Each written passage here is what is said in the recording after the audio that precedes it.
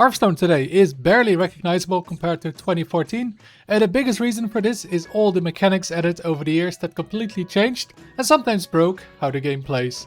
We'll be covering every mechanic that got added from 2014 all the way through to the final expansion of 2025.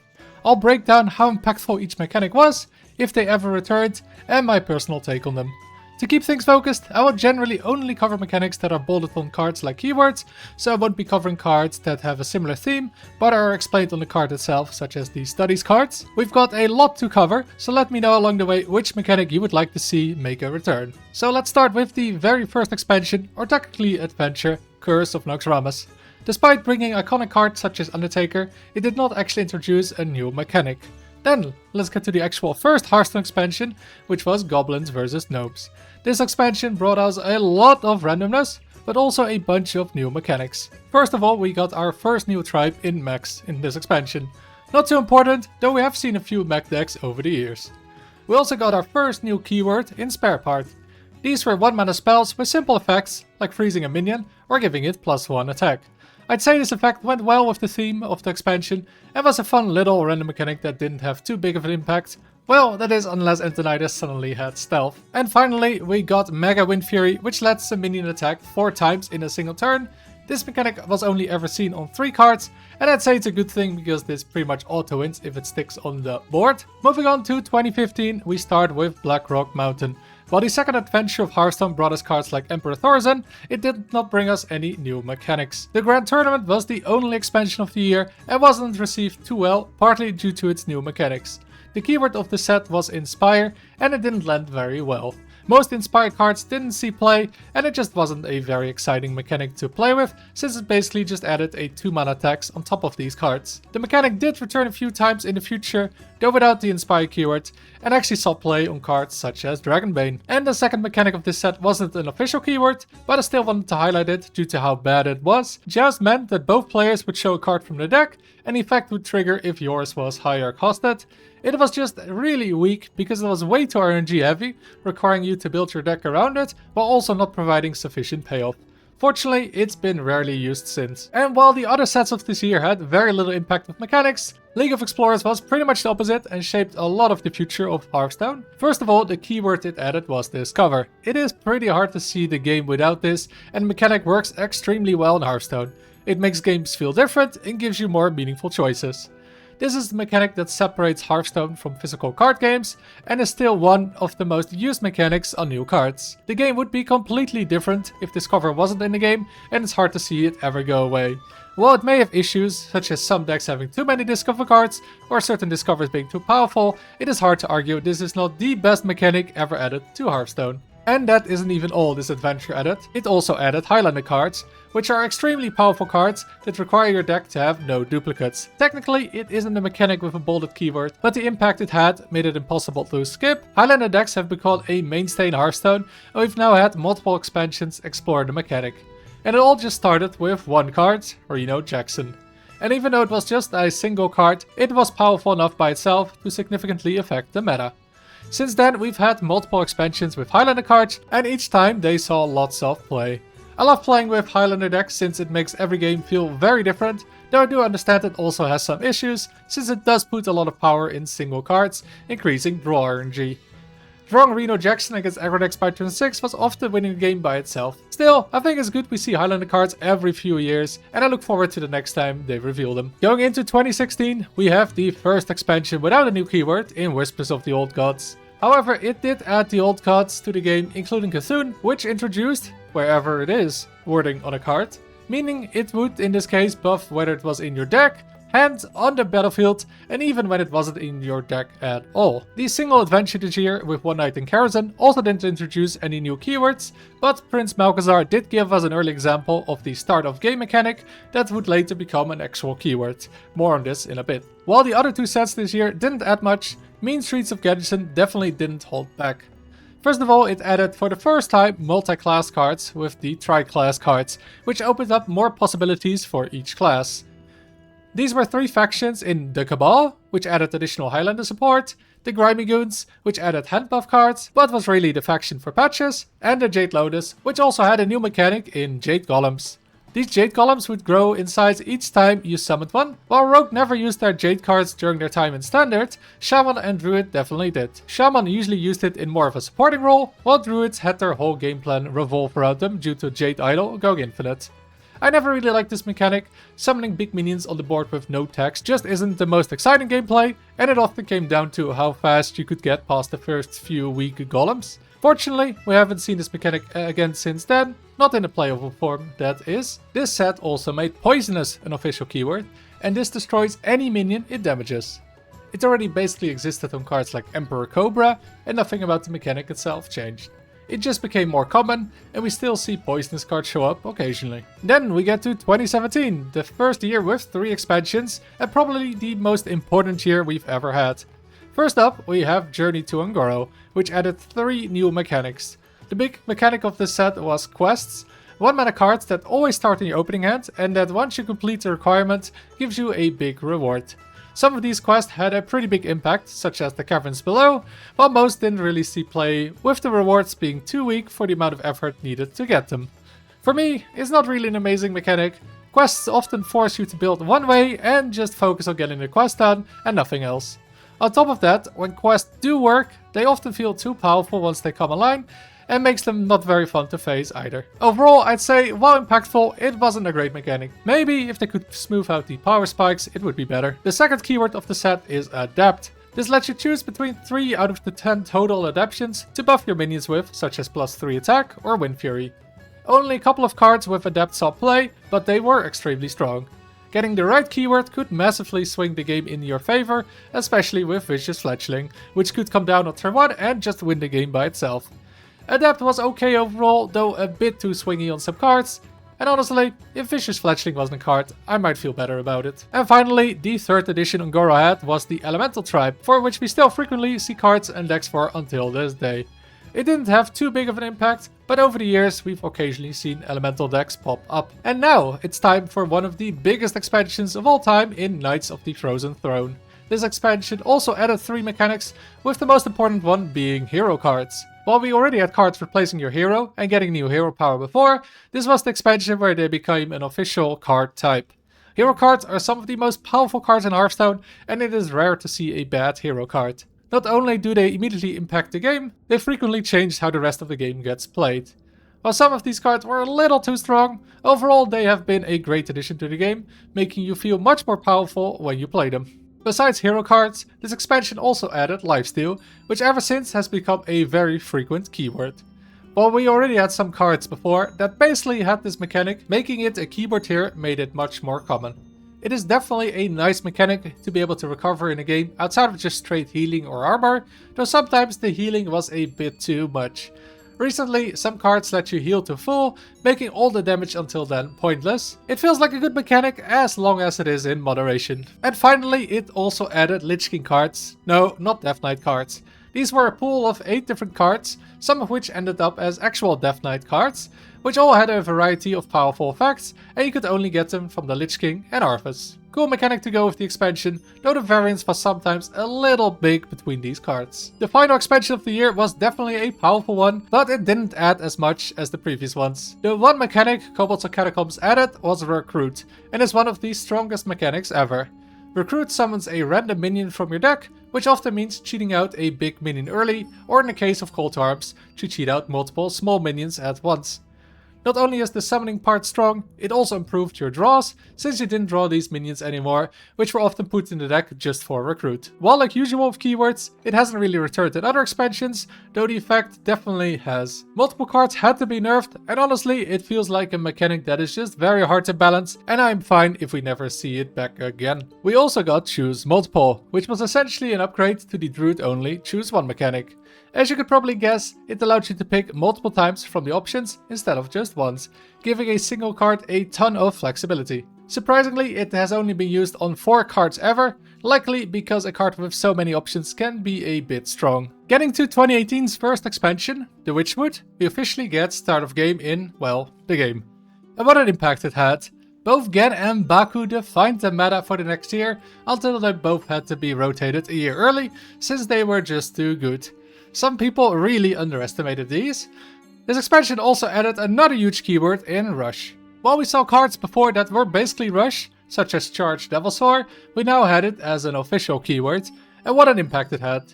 Rush instantly became one of the most important keywords ever. It let players fight back on board after falling behind to give them a chance to come back. It's wild it actually took 4 years for Rush to appear in Hearthstone, as it now just feels completely core to the game. Great keyword overall, though maybe sometimes a bit overused, but I'm glad we have it. And the final keyword of the Witchwood is Echo. This one really wasn't as good as the previous keywords and didn't really see too much play. Echo was flexible on a card like Warpath, but generally the cards were just too weak by themselves to make up for the fact you could use them multiple times. Since then, we've only seen it return a couple of times on cards like Lightspeed. Overall, not a great keyword, mostly because it is a bit difficult to properly balance. Then we got the Boomsday project, which had a bunch of new stuff such as legendary spells, projects and Omega cards, though none of them were really new mechanics. The first new mechanic of this expansion was Magnetic, which allowed a mech minion with it to merge with another mech minion, adding its stats and effects. Very strong in mech decks to basically give your minions in hand charge, but realistically it only saw play in those mech decks outside of a few strong standalone cards such as Iliax. We've seen this mechanic come back since, and it does make sense for mechs to have this, though it can sometimes snowball a little bit too much if you're ahead. The set also introduced Cast When Drawn as an actual keyword. This effect immediately triggers when the card is drawn and then draws you another card. Many years later in Titans, we also get a Summoned When Drawn version of it for minions, but it functions pretty much the same way, so I won't mention it there. Anyway, this mechanic has some mixed feelings for me. While it gives more options for cards, it also makes the draw RNG even more pronounced than it already is. Especially if you get shuffled stuff by the opponent in your deck, it isn't very fun when you suddenly draw multiple of those bombs, even though you have a ton of cards left. I think this keyword is best when you shuffle cards into your own deck, because then at least you have more influence over it, and you could have built your deck around it. Following that, we have the last expansion of the year and one of the worst received expansions ever in Rustakhan's Rumble. One of the reasons it wasn't received very well was that its keyword just wasn't very good. Overkill would trigger the effect on the card when it would kill the target with excess damage, and the cards with it were often quite weak and just too clunky to trigger, such as with this Ironhide Direhorn.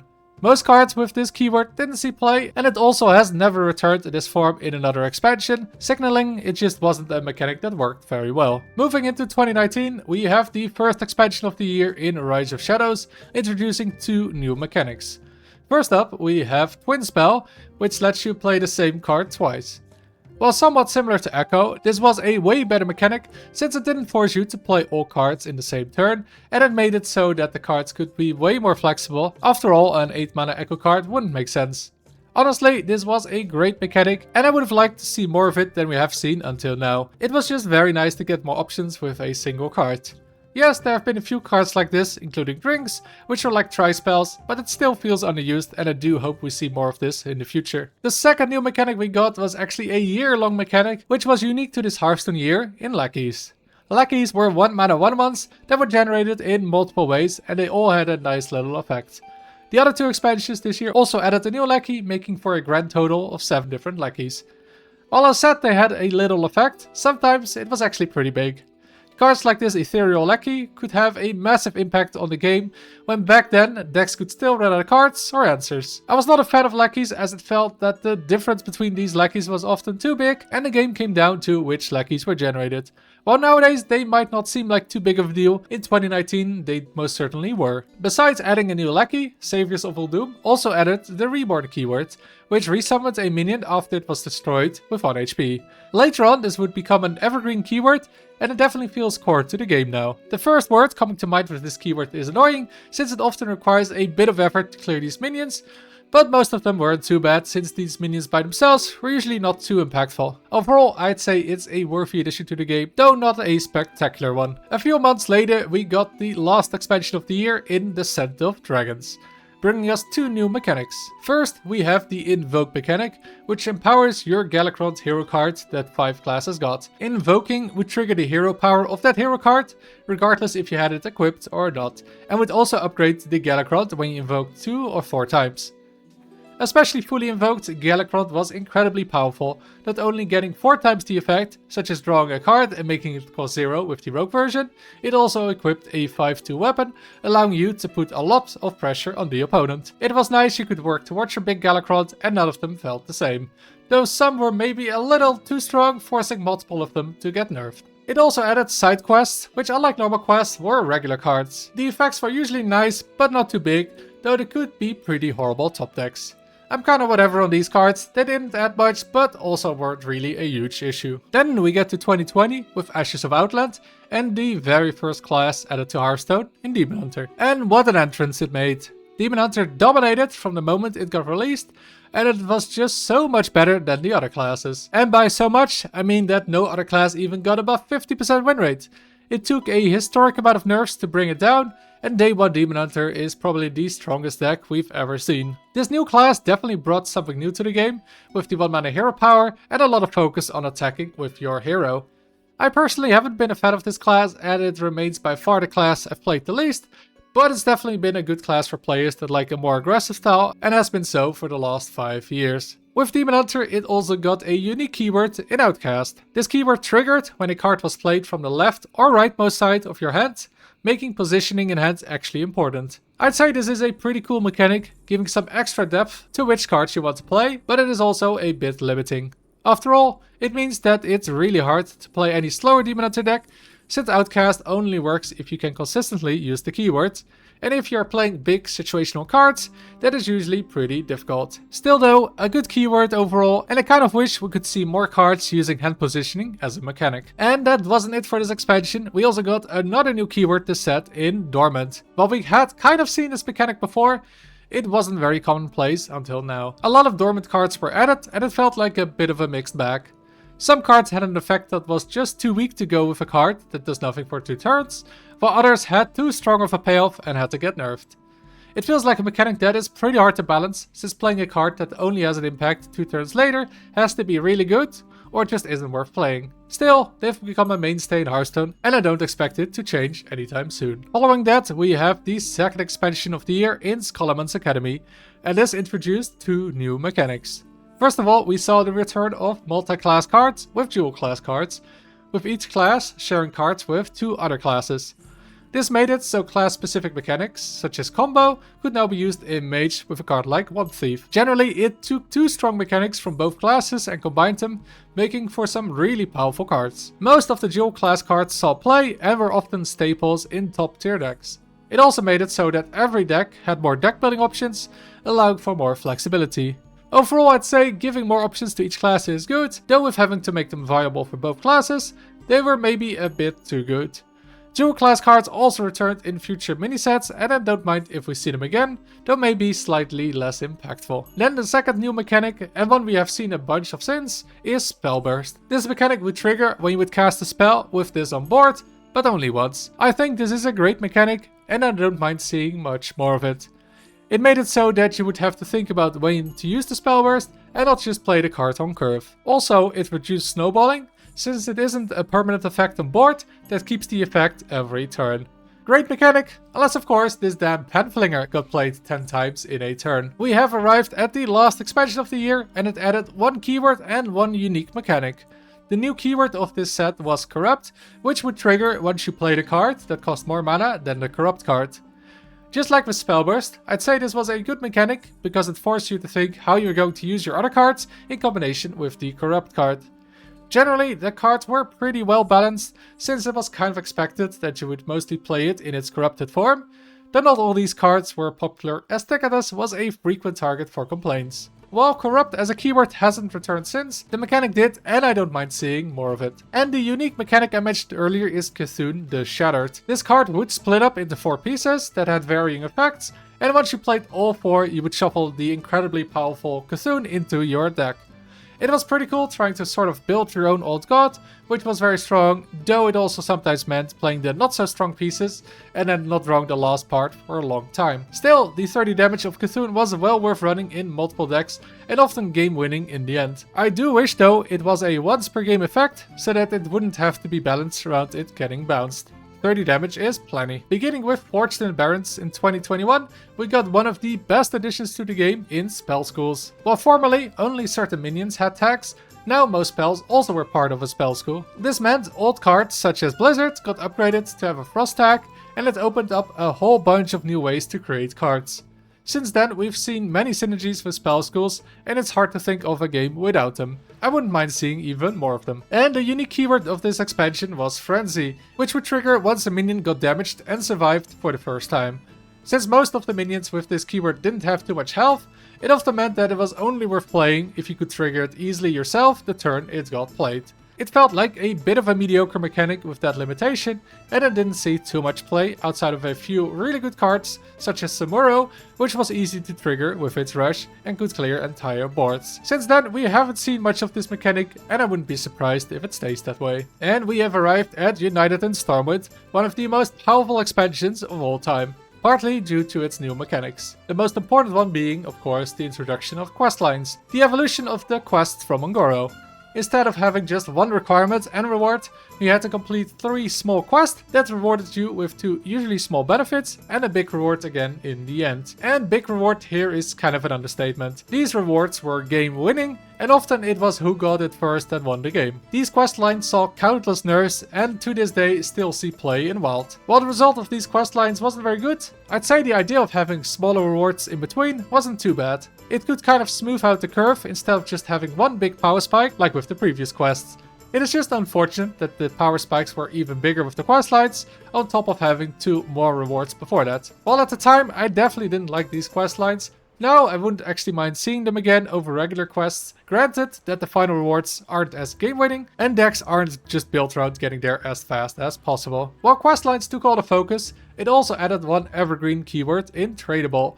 This meant that a card with Tradable could be put back in the deck and draw another card for just 1 mana. Later on, cards also got extra effects, such as upgrading a card if you traded it. But mostly the mechanic is now seen on tech cards, so these cards don't feel as bad drawing them in a matchup where they are useless, which was a very nice addition to them. It also got added to other situational cards, making them not be a dead draw in the wrong situation. Overall, great addition to the game to take away the worst parts of situational cards and make bad cards feel better than they really are. And the last mechanic of this year was Honorable Kill from Fractured in Alterac Valley. Unlike Overkill, you have to exactly destroy a minion at 0 health to trigger this effect. This mechanic was a bit more of a success than Overkill, since it triggered if you played efficiently, so you often didn't have to waste damage to make it work. Still though, most Honorable Kill cards didn't see much play, since these cards just weren't that amazing, and often you still had to put a bit of effort into actually getting that Honorable Kill. After all, overkilling a card wouldn't actually get you anything now. While this mechanic was a bit better than Overkill, I'd say it wasn't too much of a success,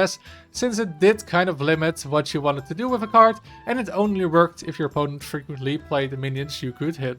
Getting into 2022, we have one of the biggest years coming up, starting with a Voyage to the Sunken City. The big shiny new mechanic of this set was Colossal, which was basically a minion that was spread out over multiple bodies whenever it was summoned. These appendages to the main card had obviously some massive synergies with it, and the cards felt really powerful and fun to play. While some of them may have been a little bit too powerful, I'd say overall the reception has been pretty positive, giving every class a unique, strong option to put in multiple decks. While we haven't seen anything like this since, I wouldn't be surprised to see it make a return in the future. The second mechanic of this set was called Dredge, which would allow you to look at the bottom 3 cards of your deck and pick one to put on top. This was quite a fun mechanic, as not only did it give you info on what you wouldn't be drawing, you also had to choose which cards you did and did not want. While sometimes it was an obvious choice, often you really had to think ahead to determine what cards would be needed and which ones not.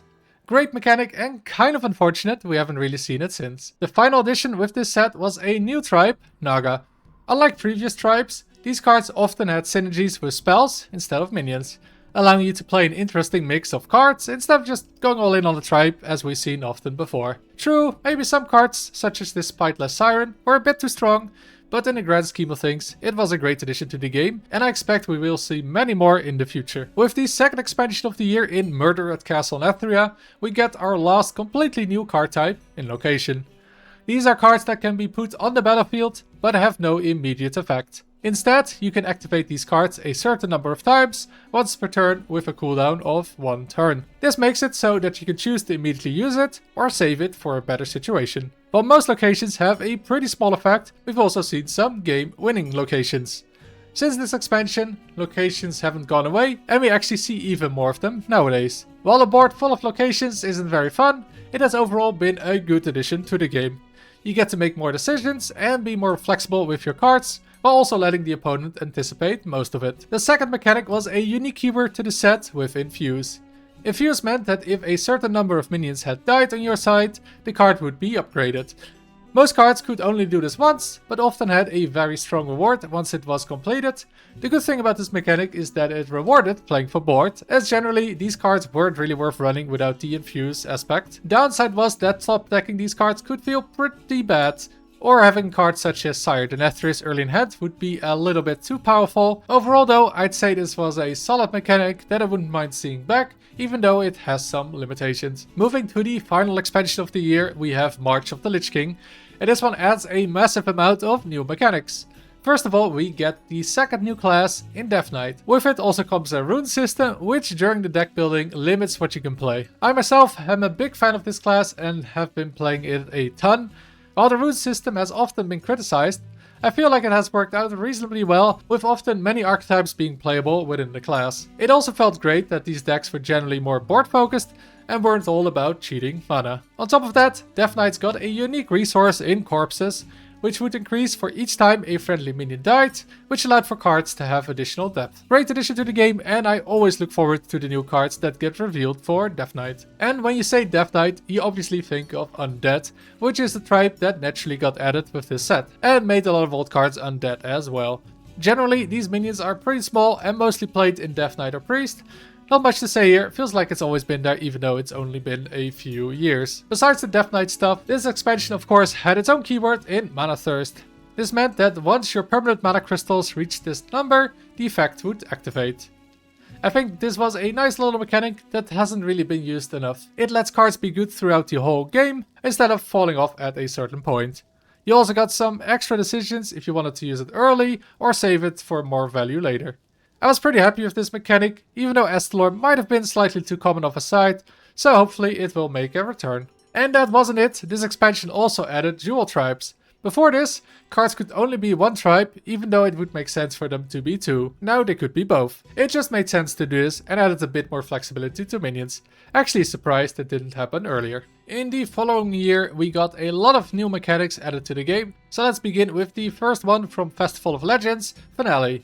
This keyword made a lot of sense thematically and was a pretty good mechanic to boot.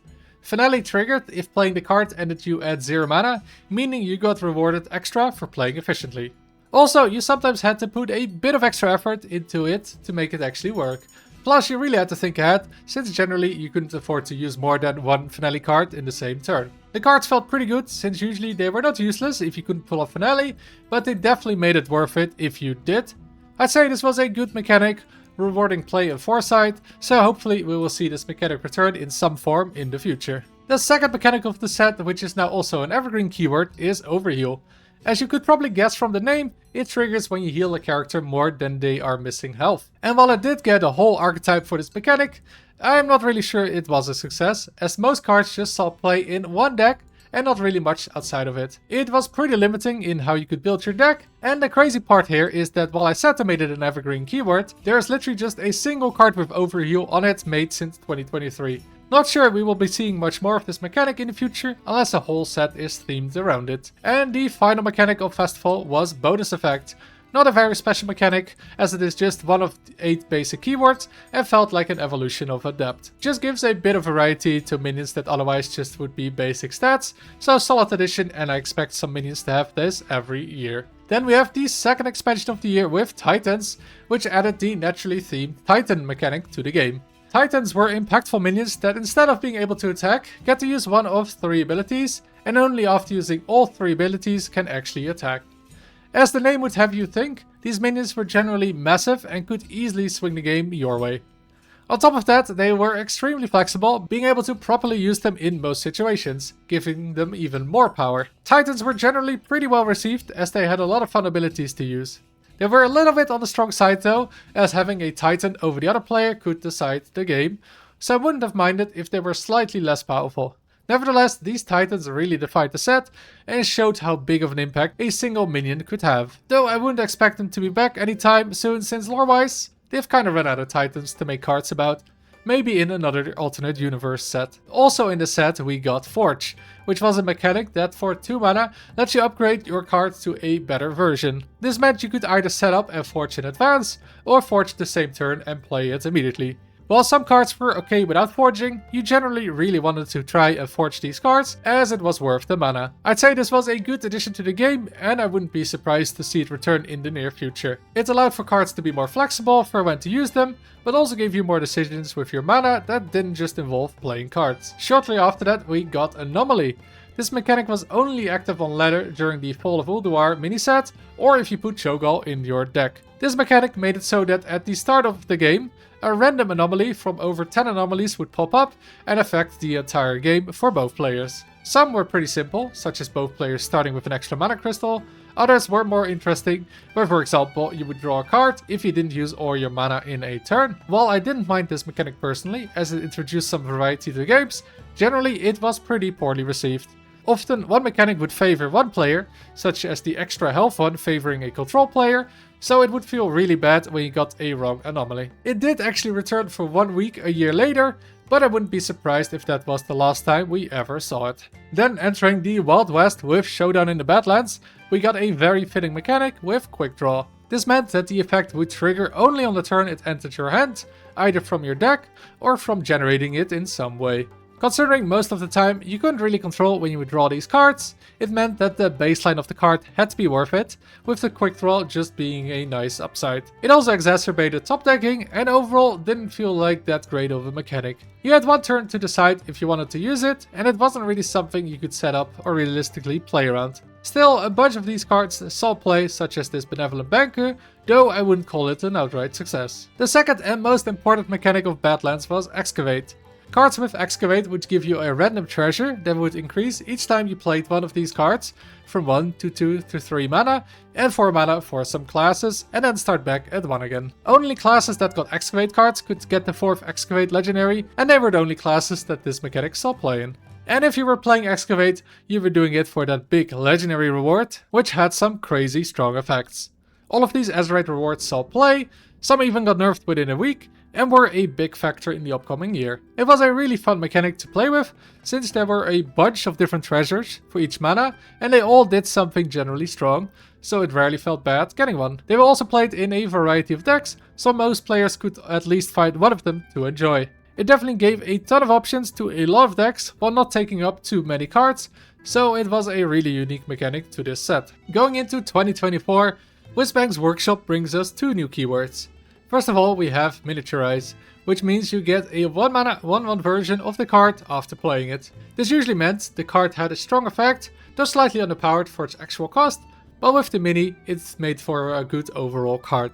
And strong these cards were. Most of them saw play, and multiple of them were pillars of their decks. I'd say it was a solid mechanic, a bit like Twin Spell for a minion, but with a twist. Yeah, maybe some minis weren't that fun to face, but I don't think this was due to the mechanic, but the card itself. Also, there was a lot of variety between the cards, so it didn't really feel like it was overused. Then we have the companion keyword to miniaturize in Gigantify. This was a rare instance of a mini set having its own keyword. Instead of getting 1 mana 1/1s, this mechanic gave you 8 mana 8/8s instead. There were only a couple of these cards, but most of them saw play and it played out a bit differently than the minis. Not a very spectacular mechanic and less flexible than the miniaturized cards, so it made sense to just have it for the mini set, and I don't really expect to see much of it again. Elusive also became a full keyword during the set, which made characters untargetable by both spells and hero powers. We already had a bunch of these cards in the previous 10 years, but we've definitely seen more of them since it became a keyword. It also replaced Stealth as one of the 8 possible bonus effect keywords. The second expansion of the year brings us 2 new mechanics, the only one is actually new. First of all, we have the Tourist, which if you put these in your deck, you get access to all the cards from this expansion from a certain other class. Unlike dual class cards, this meant that while Warrior for example could play Druid cards, Druid could not gain access to Warrior cards. This meant that each class got almost double the cards than usual this expansion, which opened up a lot of possibilities with deck building. However, it also meant that it was a lot harder to balance cards, since you had to consider 2 classes that could be playing them. And a lot of these cards were extremely strong, making almost every tourist see a ton of play. It's hard to say if this mechanic was overall a success. Yes, it made a big splash and opened up a lot of options, but it also was a bit too dominating, giving classes access to too many good cards. Moving on, the second keyword that was added is really an old one in temporary, which meant that these cards were discarded from your hand at the end of the turn. We already had this on many cards, and this year added a lot more of it, so it was decided to make it a keyword.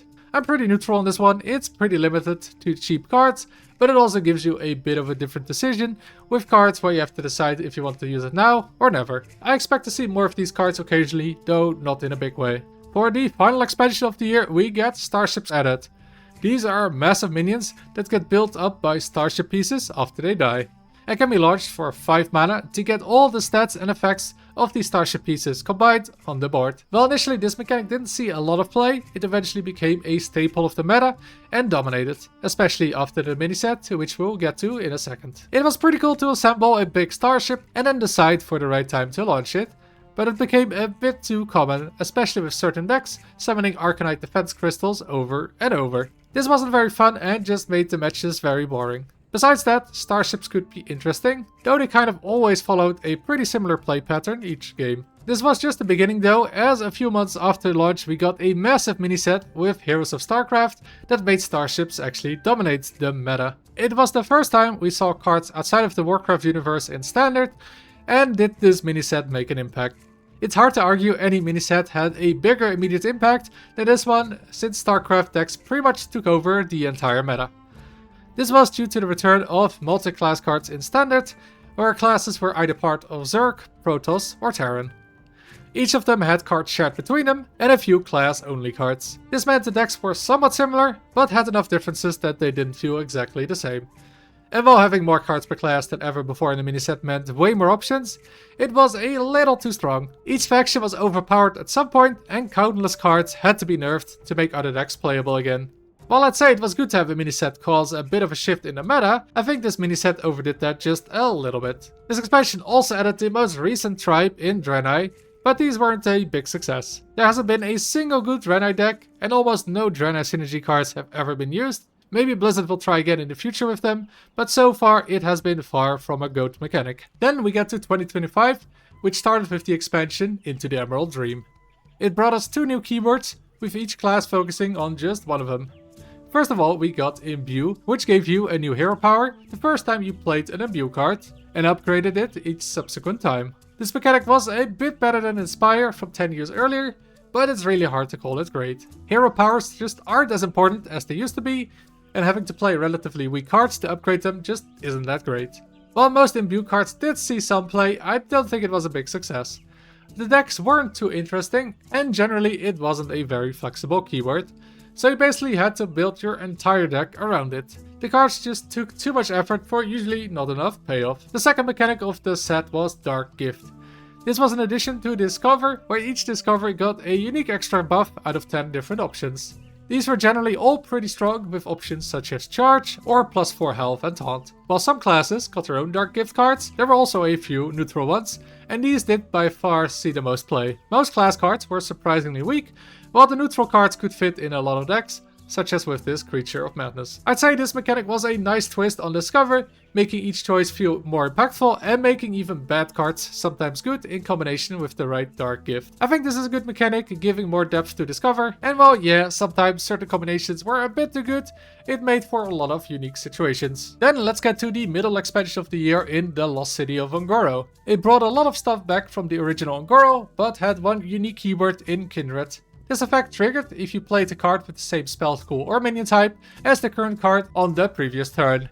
This is very similar to what a lot of elemental cards originally had on them, but it could now go onto almost any card. While the Kindred cards of this expansion were pretty weak and I didn't see a lot of play, I think this is a solid mechanic that rewards thinking ahead, even though often it just got played in tribal decks and didn't really take too much effort to pull off. I hope we see it again in the future, though like most keywords, we probably won't be seeing a lot of it again, besides maybe on some elementals. Then we get to the last expansion in this video with Across the Timeways. This set brought us two very unique mechanics, starting with Fabled. These cards would, instead of regular cards, take up generally 3 slots in deck building and add 3 unique cards that could not be played separately.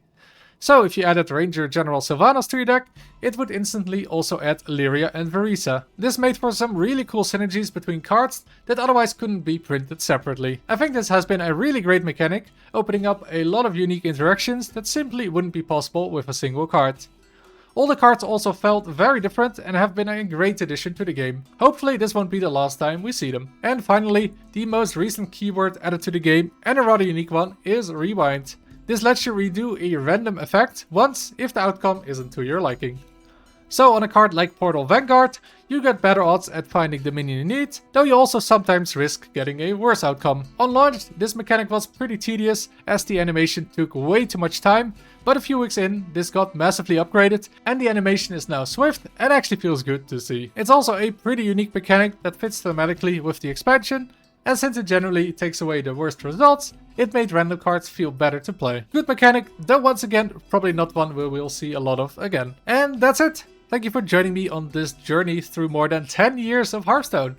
What has been your favorite mechanic from the past, and which one do you never want to see return? Let me know in the comments. If you enjoyed the video, make sure to like and subscribe. Thank you for watching, and until next time.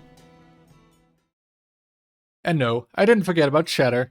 It's a keyword we know is coming sometime in the future, but that's literally all we know, so your guess is as good as mine.